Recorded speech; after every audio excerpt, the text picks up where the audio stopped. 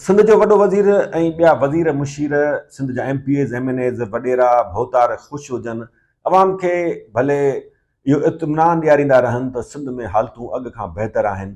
पर कड़ो सच इहो आहे त हिकु ख़सीस मोटरसाइकिल ख़ातिर हिकु ई ॾींहुं 7 माण्हू क़तल थी वञनि था।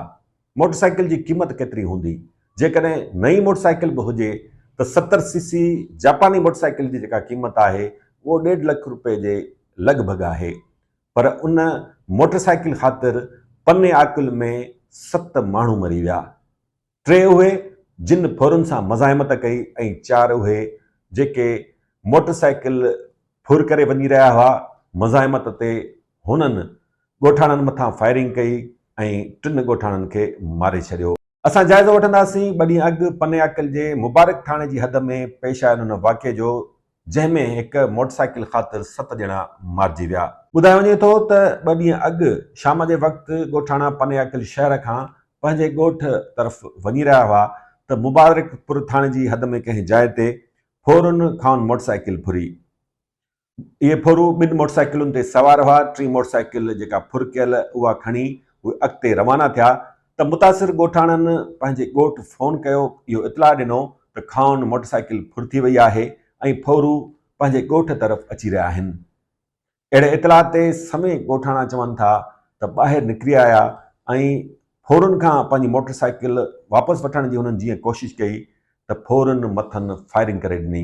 हिन वाक़े में मारिजी वियल नौजवाननि जो चाचो सहाफ़ी अब्दुल मजीद महर ॿुधाए थो त शाम जे वक़्तु ओचितो खेनि इहो इतलाह मिलियो त फोरू संदनि भाइटनि खां मोटरसाइकिल फुर करे ॻोठ तरफ़ अची रहिया आहिनि त हू ॿाहिरि निकिरी आया ऐं जॾहिं ॻोठाणा वापसि मोटरसाइकिल वठण जी कोशिशि करे रहिया हुआ फोरुनि खां त हिकु फोरू मथनि क्लाशनकोफ सां बस्ट हलायो, जंहिंमें 3 ॼणा ज़ख़्मी थी विया, 2 ॼणा उन ई वक़्तु फोत थी विया, जॾहिं त हिकु ॼणे अब्दुल हफ़ीज़ महर खे सीरियस हालत में इलाज लाइ कराची रवानो कयो वियो त हुन रस्ते में ई दम धणी हवाले कयो।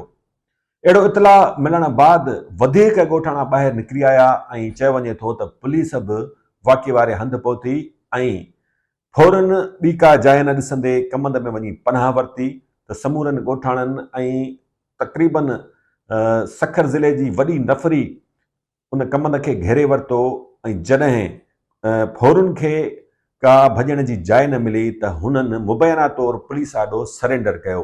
जेतोणीकि सखर पुलिस इहा दावा करे रही आहे त 4 ॼणनि खे मुक़ाबले में मारे वियो, पर ज़रियनि जी दावा आहे त मुबैना तौरु 4 ॼणनि सरेंडर कयो हो ऐं पुलिस पंहिंजे जेको रिवायती तरीक़ो आहे उन मुताबिक़ मुबैना तौरु 4 ॼणनि खे फुल फ्राए करे छॾियो। हिन वाक़े में 2 त नौजवान फोरू हुआ ऐं चयो वञे थो त हिकु जी उमिरि त 20 सालनि खां घटि हुई। फोरुनि सां कंहिंखे का बि हमदर्दी न आहे। ज़ाहिर आहे हुननि बुरो कमु कयो ऐं संदन अंजाम बि बुरो थियणो हो। पर हिते हिकु सवाल उथे थो त आख़िर सिंध में अहिड़ियूं हालतूं छो पैदा थी वयूं आहिनि जो हिकु ख़सीस मोटरसाइकिल ख़ातिर हिकु ई ॾींहुं 7 माण्हू मारिजी वञनि था। हिन वाक़े खे पुलिस सखर पुलिस पंहिंजी वॾी कामयाबी करार ॾेई रही आहे। SSP सखर जो बि ॻोठाणनि वॾे पुरजोश तरीक़े सां इस्तक़बाल कयो, पुलिस जे हक़ में नारा बि हंया विया। पर इहा साॻी पुलिस सखर ज़िले में अमुन अमान क़ाइमु करण में आख़िर नाकाम छो आहे? आख़िर सरेआम छो ॻोठाणनि खां शहरनि खां फुर लुट जूं वारदातूं पेश अची रहियूं आहिनि? छा फुलफ्राए करण को हिन मसइले जो अमुन अमान क़ाइमु करण जो को पाइदार तरीक़ो आहे? छा सिंध में ही जेका सूरत हाल आहे, सिंध जो वॾो वज़ीर चवे थो त अॻु खां हालतूं बहितर आहिनि। जेकॾहिं अॻु खां हालतूं बहितर आहिनि त पोइ हिकु मोटरसाइकिल ख़ातिर फोरू 3 माण्हुनि खे मारे छॾीनि था ऐं बाद में पाण बि पुलिस जी गोली जो खाज बणिजी मरी वञनि था, त छा बहितर हालतूं अहिड़ियूं हूंदियूं आहिनि? हिन सवाल जो सिंध जो वॾो वज़ीर घरू वज़ीर IG सिंध जवाबु ॾियणु पसंदि कंदा। सवाल इहो आहे त आख़िर सिंध में ही जेका ॾोहारी सरगर्मी आहे, ॾोहनि जूं वारदातूं आहिनि, क़त्ल-आम अग़वा फुरलुट आख़िर छो वधी रही आहे ऐं हिन समूरी बदमनी खे रोकण में, अमुन क़ाइमु करण में सरकार आख़िर छो नाकाम आहे? सरकार आख़िर छो संजीदा न आहे? रगो बयानु ॾियणु कुझु फुलफ्राए ऐं हाफ फ्राए करण सां छा उत्तर सिंध में या समूरी सिंध में अमुन क़ाइमु थी वेंदो? या हिन समूरी सूरत हाल जा वॾो वज़ीर, घरू वज़ीर, IG सिंध, सिंध जा MPs MNAs, इहे सियासी माण्हू, इहे वॾेरा भोतार ज़िम्मेवार न आहिनि, जिन जे करे सिंध में बुख बदहाली पैदा थी चुकी आहे।